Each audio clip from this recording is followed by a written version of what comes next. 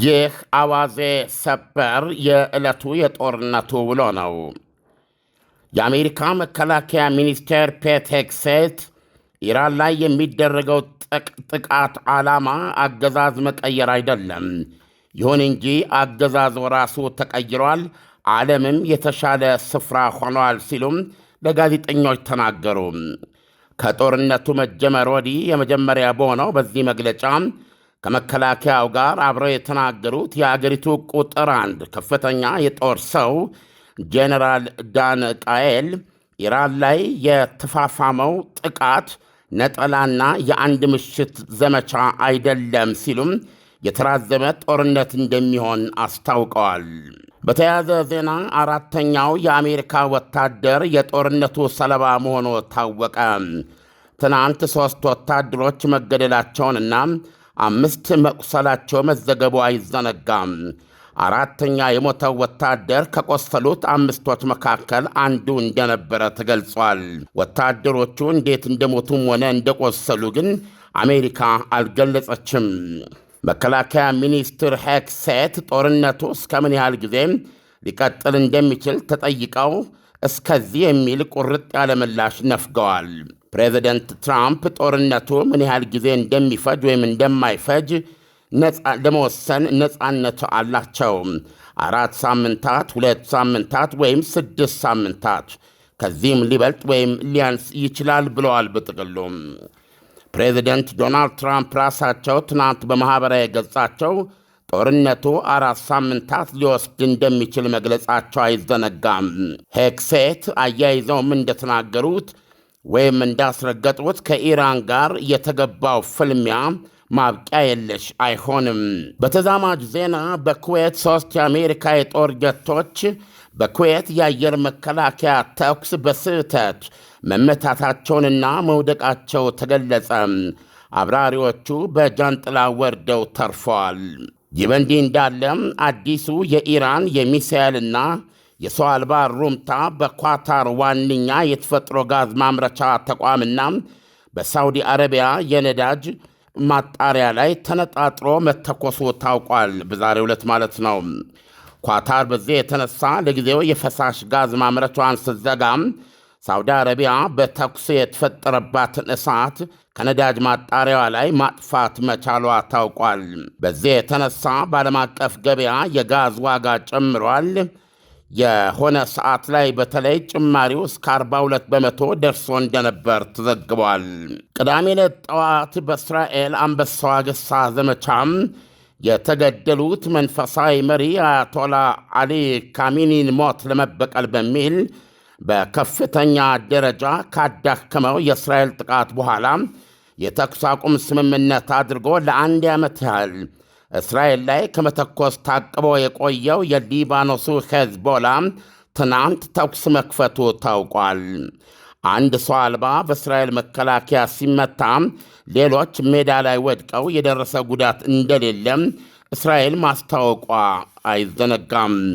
እስራኤል በአጸፌታው ትናንትና በቤሩትና በደቡባዊ ሊባኖስ ባካሄደችው የበቀል ጥቃት ቢያንስ 31 ሊባኖሳውያን መገደላቸውን የአገሪቱ ጤና ጥበቃ ሚኒስቴር አስታውቋል። እስራኤል ከዚህም ሌላ ባካሄደችው የተነጣጠረ ጥቃት የሄዝቦላን የስለላ ኃላፊ መግደሏን አስታውቃለች። መከላከያ ሚኒስትር እስራኤል ቃጽም በሄዝቦላ ተኩስ ተቆጥተው በሰጡት ምላሽ የድርጅቱ ሊቀመንበር ኢላማ ውስጥ መካተታቸውን አስታውቀዋል። ይህንን ዜና በምናጠናቅርበት ሰዓት ጠቅላይ ሚኒስትር ቤንያሚን ኔታንያሁ ትናንት 9 እስራኤላውያን በአንድ የኢራን ሚሳኤል ያለቁበትን የቤት ሸሜሽ ክፍለ ከተማ ጎብኝተዋል። ከሞቱት መካከል 3ቱ አስራ ቤት ወጣቶች መሆናቸው ታውቋል። ይህ በእንዲህ እንዳለ ቅዳሜ ጠዋት የጦርነቱ መክፈቻ ዕለት በቴሄራን ቤተ መንግሥታቸው ከተገደሉት አያቶላ አሊ ካሚኒ ጋር አብረው ከተገደሉት መካከል ባለቤታቸው ማንሲሬ ኮጃስቴ ባጌርዛ ሄድ እንደሚገኙበት የኢራን መንግሥት ቴሌቪዥን ጣቢያ አስታውቋል። ምናልባት ስሙን በትክክል አላነበብኩት ከሆነ ይቅርታ ጠይቃለሁ። የኢራን ሚዲያዎች ቀደም ሲል ባቀረቡት ዘገባ ቀዳማዊት እመቤቷም በሆስፒታል ራስን መሳት ውስጥ ናቸው ሲሉ ነበረ። የካሚኒ ሴት ልጅ ባለቤቷና ልጃቸው ማለትም ሴት ልጃቸው ማለትም የካሚኒ የልጅ ልጅ አብረው መገደላቸው አይዘነጋም። ካሚኒና ባለቤታቸው ከአብራካቸው 6 ልጆች ከፈሉ ሲሆን 4 ወንዶች 2 ሴቶች መሆናቸው ተገልጿል።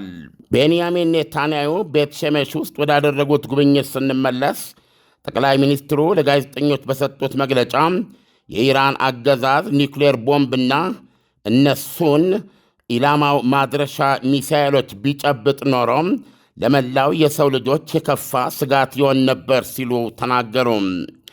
ስለዚህም ራሳችንን ለመከላከል ተነሳን ብለዋል። በዚህ አጋጣሚም ለታላቁ ወዳጃችንና ለታላቁ የዓለም መሪ ፕሬዚደንት ዶናልድ ትራምፕ በዚህ ዓለምን የማዳን ትልቅ ጥረታችን ከእኛ ጎን አብረው ስለተሰለፉ ልዩ ምስጋና አቀርባለሁ ብለዋል። ሮይተርስ ዜና ምንጭ የቴህራን ሁኔታን አስመልክቶ ዘግቧል። ዜና አገልግሎቱ ምንጮችን ጠቅሶ ሲዘግብ በቴህራንና በአቅራቢያዋ ካራጅ ከተማዎች ማታ ማታ ከፍተኛ የደህንነት ጥበቃ ወታደሮች ስምሪት አለ ብለዋል። አንድ ነዋሪ ሲናገሩ ከጦርነቱ መጀመር አንስቶም የሸቀጣ ሸቀጥ ዋጋ ንሯል። ጎዳናዎች በአብላጫው በጭርታ የተዋጡ ናቸው። ኢንተርኔትም ዝግ ሆኗል። ይሁንና ዳቦ መጋገሪያዎችና የነዳጅ ማደያዎች እረፍት አልባ እየሰሩ መሆናቸውን ገልጸዋል። የኢራን ረጅም የበቀል እጅ የእንግሊዝ ጦር ሰፈር የሚገኝበት ደቡባዊ ቆጵሮስ ከጦር ሰፈሩ አጠገብ ሰው አልባ መፈንዳቱን ተከትሎ 2 የእንግሊዝ ሮያል አየር ኃይል የጦር አውሮፕላኖች ታጥቀው መብረራቸው ተዘግቧል። የቆጵሮስ መንግሥት የእንግሊዝ ጦር ሰፈር ላይ የተነጣጠሩ 2 የኢራን ሰው አልቦችን መትቶ መጣሉን አስታውቋል። ቀደም ሲል ወደ አነሳ ነው የአሜሪካ መከላከያ ሚኒስትር ሄግሴትና የኤታማዦር ሹሞች ሊቀመንበር ጄኔራል ዳን ቃየል ስንመለስ ጄኔራሉ የተናገሩትን አንዳንድ ነጥቦች እናገኛለን። ጄኔራሉ ውጊያውን የጀመረችው እስራኤል መሆኗንና የወራት ዝግጅት የተደረገበት ያሉት የአሜሪካ ጥቃት የተጀመረው ደግሞ በዕለቱ በዋሽንግተን ሰዓት አቆጣጠር ከሰዓት በኋላ 9 ሰዓት ከ38 ደቂቃ ላይ እንደነበረ ገልጸዋል። የመጀመሪያው የአሜሪካ ጥቃትም የጦር ኃይሉ የኢንተርኔት ተዋጊ ቡድን ኢራን እየመጣባት የነበረውን በላ ማየትና መከላከል እንዳትችል ኤሌክትሮኒክሳዊ አይኖቿን ማጥፋት ነበረ ብለዋል። ጀነራል ቃየል እንዳሉት ከሆነ ባለፈው ዓመት ሰኔ ወር የኢራን የኒውክሌር ማብለያዎችን ያወደሙት ራዳር ስውር ሆደ ሰፊ የሌሊት ወፍ መሰል ቢ2 ምሽግ ደርማሽ ቦምብ ተኳሽ አውሮፕላኖችም በጥቃቱ ተካፋይ ነበሩ።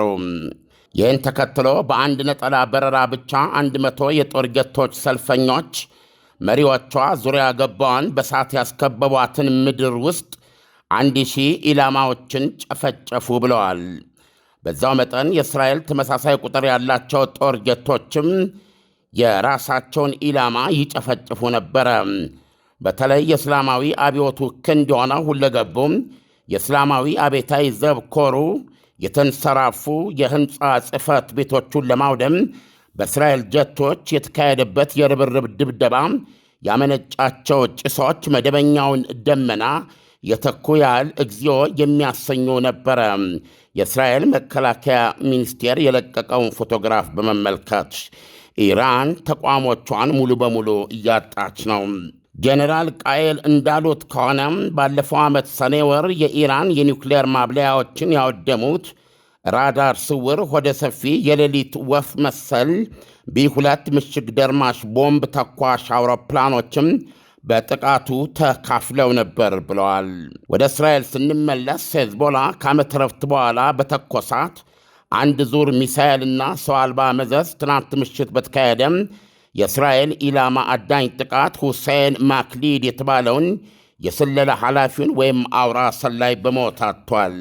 የሄዝቦላን ተኩስ በመቃወም የሊባኖስ ካቢኔ አስቸኳይ ስብሰባ አድርጎ ማናቸውም ከሊባኖስ የሚደረጉ ወታደራዊና የደህንነት እርምጃዎች ሕገወጥ መሆናቸውን በማስገንዘብ ሄዝቦላን በሕገወጥነት እገዳ እንዲጣልበት መወሰኑን ገልጸዋል። ስለዚህ ካቢኔው ሄዝቦላ ላይ የጣለውን ገደብ ተግባራዊ ለማድረግ የሀገሪቱ ሕጋዊ ወታደራዊና የደህንነት ኤጀንሲዎች አስቸኳይ እርምጃዎችን እንዲወስዱ አዘዋል። የእስራኤል የመከላከያ ሚኒስቴር እስራኤል ቃጽ የሄዝቦላን ተኩስ ተከትሎ በኤክስ ገጻቸው ሲጽፉም አሁን የሄዝቦላ መሪ ናይም ቋሲም ይፋ ታዳኝ ሆኗል ብለዋል። ሰውየውም እንደ አለቃው ካሚኒ ቋሲምንም የገሃነም ጉድጓድ ውስጥ እንከተዋለን ሲሉ ዝተዋል። ኢሳይያስ እንደሰማኸው ነው። በዕለቱ በርካታ ዜናዎች ናቸው ያሉት። ሁሉንም ለማቅረብ ያስቸግራል። በኢራኖች በኩል አሁንም በተለይ ወደ ሰላጡ ሀገሮች መተኮሳቸውን ቀጥለዋል። እንደዚሁም ደግሞ ወደ እስራኤልም በተመሳሳይ ሁኔታ ቀጥለዋል። ለምሳሌ ደቡባዊ የእስራኤል ክፍል የሆነችው ቤርሼባ ከተማ ከተኮሱት መካከል አንዱ የመኖሪያ አካባቢ ላይ ወድቆ በርካታ ሰዎች የተለያየ ደረጃ ያለው የመቁሰል አደጋ ደርሶባቸዋል። በአጠቃላይ እያንዳንዱ ምናልባት አሁን የእስራኤል በአብዛኛው ቀላል የሆኑ የመቁሰል አደጋዎች ከ150 በላይ ምናልባት ወደ 170 እየተጠጉ ነው። ቤት ሸሜሽ ላይ ከሞቱት 9 እና ቴልአቪቭ ላይ ከሞተች አንዲት ዜጋ ጋር በድምሩ 10 እስራኤላውያን መገደላቸው የሚታወቅ ነው። ስለዚህ ኢራኖች በዚህ የአሜሪካና የእስራኤል ያላቋረጠ ጥቃት መካከል ደግሞ የመንፈሳዊ መሪ አሊ ካሚኒን የ40 ቀን ሐዘን ለማካሄድ እየሞከሩ ነው። እንግዲህ ብዙዎቹ የአደባባይ ስነስርዓቶች ይኖራሉ። እንዴት አድርገውም እንዴት እየመሩ ሊያካሄዱት እንደሚቻል አስቸጋሪ ነው። የቀብር ስነስርዓትም እንደዚሁ ነው። አብዛኛዎቹ ለምሳሌ ዶናልድ ትራምፕ በሰጡት መግለጫ ላይ ወደዚህ ዘመቻ ከመግባታችን በፊት አገዛዙን ለማሰጎድ ቁልፍ ሰዎችን በምንመታበት ጊዜ እነከሌ በእነዚህ በሚወገዱ ሰዎች ምትክ ይሆናሉ ብለን የያዝናቸው ከፍተኛ ባለሥልጣኖች ጭምር በፍጥነት ነው ያለቁብን ብለዋል። ስለዚህ አሁንም እነዚህን ሰዎች የማደኑ ዘመቻ እንዳለ ነው። ስለዚህ የአሊ ካሚኒ የቀብር ስነስርዓት በምን መልኩ ሊካሄድ እንደሚችል ነገሩን መመልከት ያስፈልጋል። በተረፈ የሀገሪቱን መሪነት በዋነኛነት ይዘው የሚገኙት ፕሬዚደንት ማሹድ ፔዜሽኪያን ከሳቸው ጋር 3 አባላት ያለው ምክር ቤት እንዲቋቋም አድርገዋል። አሊ ካሚኒን የሚተካ ነው። በመደበኛው የአያቶላ አመራረጥ ተተኪያቸው እስኪመረጥ አገር ይመራል 3 ኮሚቴው እና ይህንን በመጠቀም ፕሬዚደንቱ በአሊ ካሚኒ ቤተ መንግሥት ውስጥ አብረው ከተገደሉት መካከል አንዱ መከላከያ ሚኒስትሩ ነበሩ። ስለዚህ አዲስ የመከላከያ ሚኒስትር መሾማቸው ታውቋል። ኢሳያስ ዓለም አሁን ኢራን እያካሄደች ያለችው ነገር በእልህና በቁጣ የቀጠለች ነው የምትመስለው። ለድርድር ምንም አይነት ክፍተት የፈጠረች አትመስልም። ለዚህም ደግሞ ማሳያው ሳውዲ ላይ በእንደዛ አይነት መልኩ መተኮሷ። ምክንያቱም ከአሁን ቀደም ትናገር የነበረው የአሜሪካን ሰራዊት ያለበትን ቦታ ላይ ነው ጥቃት የምፈጽመው ነበር ያለችው። አሁን ግን ሲቪላውያንና ትልልቅ የነዳጅ ማምረቻዎች እና ሲቪል ህዝብ ላይ እየተኮሰች ነው ያለችው። በሌላ መልኩም ደግሞ እንግሊዝ የያዘችው ቦታ ላይ እንደዚሁ አይነት ጥቃት አድርገዋል። ይሄ ለምን? ሄዝቦላንም ደግሞ ስንመለከት ዓለም ሄዝቦላ አሁን መነሳት ለምን አስፈለገው? እስካሁን በዝምታ ውስጥ ነበረ። እስቲ እነዚህ ነገሮች ብታብራራልኝ። በ4 ሚሊዮን 800 ሺህ ብር ሙሉ ክፍያ የአፍሪካ ህብረት ጀርባ ቡልጋሪያ ላይ ባለ 1 መኝታ አፓርትመንት እየሸጥን ነው። ሰላም ቴምር ፕሮፐርቲዎች ነን።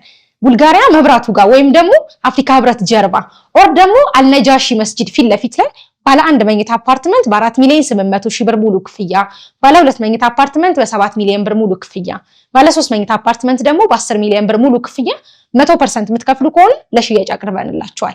ይሄ ማለት 100% ለሚከፍል ሰው 30% ቅናሽ ማለት ነው።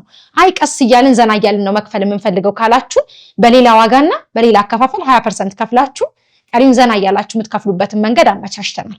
እንዲሁም በተጨማሪ እዛው ሳይት ላይ ከ3 ሚሊዮን 900 ሺህ ብር ሙሉ ክፍያ፣ ቅድመ ክፍያው ደግሞ ከ900 ሺህ ብር ጀምሮ የንግድ ሱቆችን ማግኘት ትችላላችሁ። ቦታው እንግዲህ ነጋራ ያስፈልገው ቡልጋሪያ ላይ ነው። ለሜክሲኮ በጣም በቅርብ ርቀት ላይ ነው የሚገኘው።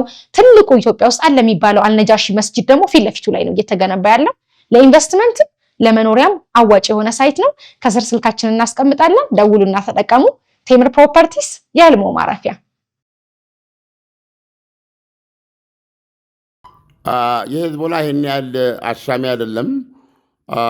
የአሊ ካሚኒ ናቸው የተገደሉት። አሊ ካሚኒ ማለት ደግሞ የኢራን መንፈሳዊ መሪ ብቻ ሳይሆኑ በአጠቃላይ አሁን አዲስ የሚያደርገው የኢራን በ1979 ስርወ መንግስቱን የጣለው የኢራን አብዮታዊ እስላማዊ መንግስት በየትኛውም ቦታ ላይ ሺያ ሙስሊሞችን ተከትሎ እንደ ዳስ ወይም እንደ ድንኳን የሚንሰራፋ ኤምፓየር ነው። ስለዚህ አሊ ካሚኒ በዚህ መንገድ የሁሉም የሺያ ወገኖች በተለይ ሄዝቦላ ደግሞ እንደሚታወቀው እጅና ጓንት የነበረ የኢራን ቁጥር 1 የተራዳ አካል ነው እና በቢሊዮን ዶላሮች የሚቆጠር በጀት የነበረው ብዙ ነገር ሄዝቦላ ማለት ኢራን ነው። ስለዚህ የአሊ ካሚኒ ሞት የትልቁ ሰው ሞት ነው ለሄዝቦላም እና ሄዝቦላ የሀገሩ መንግስት የጣለበትን እገዳ ጥሶ ያችን አንድ ጥይት ያንን አለመተኮስ አልቻለም። እንደዛ ነው መረዳት የሚቻለው።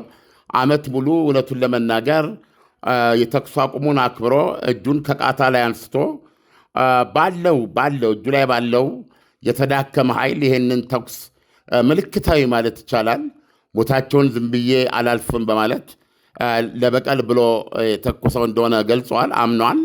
እንደሰማው የእንግሊዝ የሊባኖስ ጠቅላይ ሚኒስትር ፕሬዚደንት አስቸኳይ ስብሰባ አድርገው ካቢኔው የሄዝቦላን እንቅስቃሴ እንደሰማው አግዷል እና የሀገሪቱ መንግስት ወታደሮች፣ የደህንነት ኃይሎች እነዚህ ህጋዊ የሆኑት በሄዝቦላ ላይ እርምጃ እንዲወስዱ ነው ያዘዙት። ይሄ አዲስ ነገር ነው በዚህ ደረጃና በዚህ ምክንያት ነው። ሌላው የጠየቀኝ ጥያቄ እንደተረዳሁት ኢራን በወታደራዊ ለምሳሌ የአሜሪካ ጦር ሰፈሮችን ለመምታት በሚል ነው በሰላጤው ሀገሮች ላይ የምትተኩሰው። ነገር ግን ከዛ ውጭ ሰላማዊ ኢላማዎችን እየመታች ነው የሚለው እውነት ነው። በተለይ የተባበሩት አረብ ኤሚሬት ከሄድክ ዱባይ፣ አቡዳቢ እነዚህ የሰላም ከተሞች ናቸው።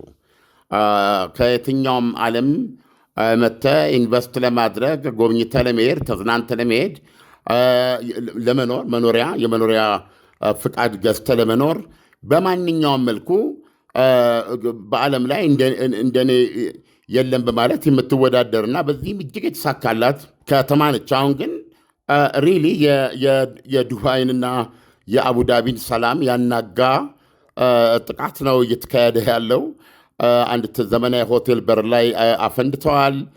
ይሄ ትልቁ የዓለማችን ረጅሙ ትልቁ ሰማይ ጠቀስ ህንፃን እግዚአብሔር ነው ያወጣው። የወደብ መጥተዋል። ኤርፖርት አጠገብ አፈንድተዋል። በነገራችን ላይ ኳታር ላይ ያየው በቁጥር የተቀመጠ ከ160 በላይ ሚሳይሎች ነው የተኮሱት። ስለዚህ ቀላል የተንጠባጠበ ጥቃት አይደለም እያደረጉ። ስለዚህ አሁን ለምሳሌ የተባበሩት አረብ ኤሚሬትስ ስሟንና ታሪኳን ለመጠበቅ እንግዲህ ትልቅ የቱሪስት መናኸሪያ ነች እና ከአቅማችሁ በላይ የእናንተ ጥፋት ባልሆነ መንገድ እንቅስቃሴያችሁ የተስተጓጎለ ቱሪስቶች በሙሉ ይሄ ነገር እስኪወገድ በያዛችሁበት ሆቴል ያለውን ክፍያ የምግብ ወጪያችሁን የዱባይ መንግስት ወይም የቱሪዝም ኮሚሽኑ ይከፍላል የሚል መግለጫ አውጥታ አሁን የትኛውም ቱሪስት ወጪውን መንግስቱ ነው የሚሸፍንለት ማለት ነው። ስለዚህ የኢራኖች እርምጃ በዚህ ከቀጠለ ሌላ መልክ ሊይዝ ይችላልና የሰላጤውን ሀገሮች በሙሉ አስጨንቋል። ሳውዲ አረቢያ የነዳጅ ማጣሪያዋን መጥቶ እሳት ተነስቶ ለማጥፋት ትችላለች። ኳታር ትልቋ የዓለማችን የተፈጥሮ ጋዝ በተለይ ጋዙን ወደ ሊኩፋይ የሚያደርግ ወደ ፈሳሽ የሚቀይር ተቋሟን ነው የተነጣጠረበት። ማክሸፍ በትችልም። ስለዚህ በስጋት የተነሳ ዘግታለች። ይህም የነዳጅና የተፈጥሮ ጋዝ ዋጋ በከፍተኛ ደረጃ እየጨመረ ነው የሚገኘው ኢሳያስ። ስለዚህ ማታ ላይ የበለጠ ሰብሰብ ያለ ዘገባ ስለምናገኝ በዚህ ጉዳይ ላይ ተመልሰን መምጣት እንችላለን። ዓለም በእርግጥ ጉዳዩ እጅግ በጣም ከባድ ነው። እንደምታውቀው አሁን መካከለኛው ምስራቅ ላይ ምንም አይነት በረራ ማካሄድ አልተቻለም። ከዚህ ከአዲስ አበባ እንኳን ወደ ዱባይ እና ወደ ተለያየ መካከለኛው ምስራቅ የሚነሱ አውሮፕላኖች አሁን የሉም እና ኢራን ቅድም እንዳልኩ በእልህና በቁጣ እየተኮሰች ነው ወይ ያለችው? የመረጋጋት ሁኔታ በፍጹም የሚታይባት አይደለችም እና ይህን እንዴት ትመለከተዋለን? ጋቢያ እንዴት ነው የማትተኩሰው? እየተደበደበች እኮ አሁን ስለሚካሄደው ድብደባ እስኪ ነግሩ ነው። ለምሳሌ የእስራኤል ጦር ጀቶች ተሰማርተዋል። ከንጋት ጀመሩ የአሜሪካ ጦር ጀቶች ተሰማርተዋል። መርከቡ ይተኩሳል። ይሄ እኮ ቀጥሏል። አሁን ምን ተመታ፣ ምን ሲካሄድ ነበር የሚለውን ነው የምትሰማው። ስለዚህ ኢራንም እየተኮሰች ነው። እንግዲህ እስራኤል እንደገመገመችው ቢያንስ 2500 ሚሳኤል በእጇ ላይ ሳይኖር አይቀርም ብላ ነው የገመተችውና እስካሁን የተጠቀመችውን እንደው በአጠቃላይ በሰላጡ ሀገሮች የሚያደረገችውን ስንመለከት ምናልባት ከ500 እስከ 700 ቢደርስ ነው።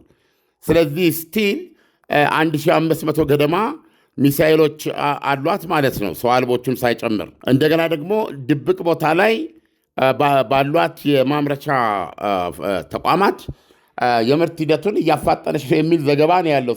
ስለዚህ አሁን ፈልጎ የማጥፋትም ተልዕኮ አለባቸውና ከዚህ አንጻር ነው የሚታየውና ምን ያህል ጊዜ ጦርነቱን በዚህ መንገድ ሰስቴን ማድረግ ይችላሉ የሚለው እንግዲህ በባህር ላይ እንዋጋለን የሚሉት እነዚህን የሰላጡ ሀገሮች እንመታለን ያሉት ተመልከታውን ቆጵሮስ ድረስ ሄደዋል። በተጨማሪ ደግሞ ሰርጡን ማነው ሆርሙዝ ሰርጥን እንደዘጉት ነው። አንድ ሁለት የነዳጅ ጫኝ መርከቦች ተመተዋል። ስለዚህ ሶስተኛውን ቀንም እየተዋጉ ነው። ምን ያህል በዚህ ይቀጥላሉ?